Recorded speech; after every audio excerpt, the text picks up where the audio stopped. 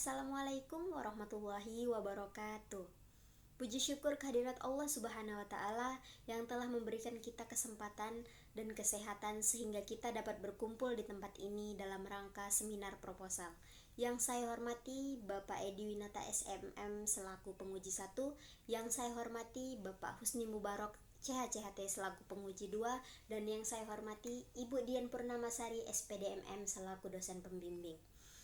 Pada hari ini, Kamis 21 Desember 2023, saya yang bernama Seminur Utami dengan NPM 20130053 dari Prodi Manajemen Keuangan akan mempresentasikan hasil penelitian saya yang berjudul Pengaruh Perputaran Kas dan Perputaran Piutang dalam Meningkatkan Laba Bersih pada PT Indofood Sukses Makmur Tbk. Baiklah, saya akan menjelaskan latar belakang dari penelitian ini. Pada dasarnya tujuan dari setiap perusahaan itu sama, yakni memperoleh laba yang sebesar-besarnya dan menjaga kesinambungannya di masa yang akan datang.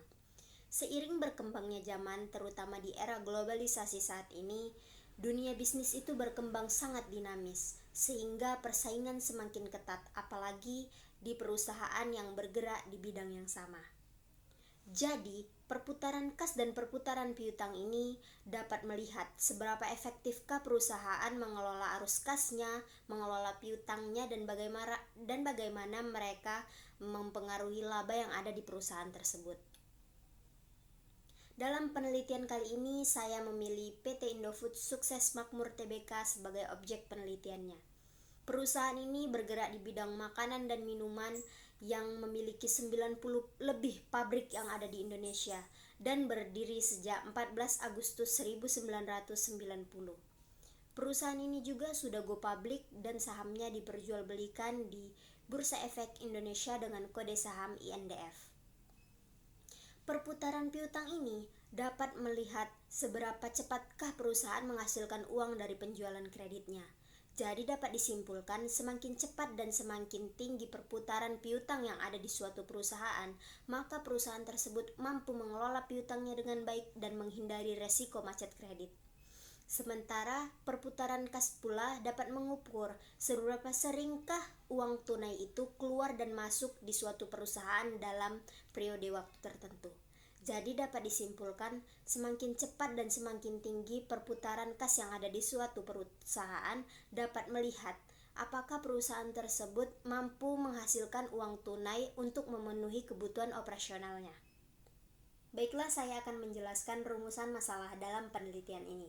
Yang pertama, apakah perputaran kas secara parsial berpengaruh signifikan dalam meningkatkan laba bersih di PT Indofood Sukses Makmur Tbk?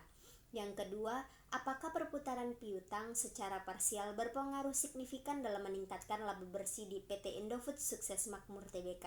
Dan yang ketiga ada, apakah perputaran kas dan perputaran piutang secara simultan berpengaruh signifikan dalam meningkatkan laba bersih di PT Indofood Sukses Makmur Tbk? Jadi dari rumusan masalah ini saya membatasi masalahnya hanya pada dua variabel saja, yakni perputaran kas dan perputaran piutang. Tujuan dari penelitian ini sendiri untuk mengetahui apakah benar perputaran kas dan perputaran piutang tersebut dapat mempengaruhi laba bersih di PT Indofood Sukses Makmur Tbk.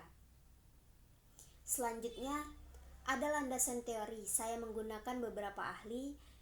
Yang pertama ada menurut Wibowo tahun 2021 yang di situ dikatakan perputaran kas adalah uang tunai atau setara kas yang dimiliki suatu perusahaan yang digunakan untuk kebutuhan sehari-hari perusahaan.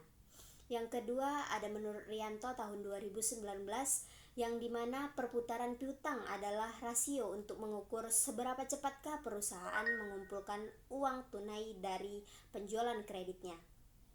Dan yang ketiga menurut Sumarso tahun 2020 yang dimana disebutkan laba bersih adalah keuntungan yang diperoleh suatu perusahaan dalam mengelola bisnisnya dan sudah dikurangi beban yang sudah dikeluarkan di perusahaan tersebut.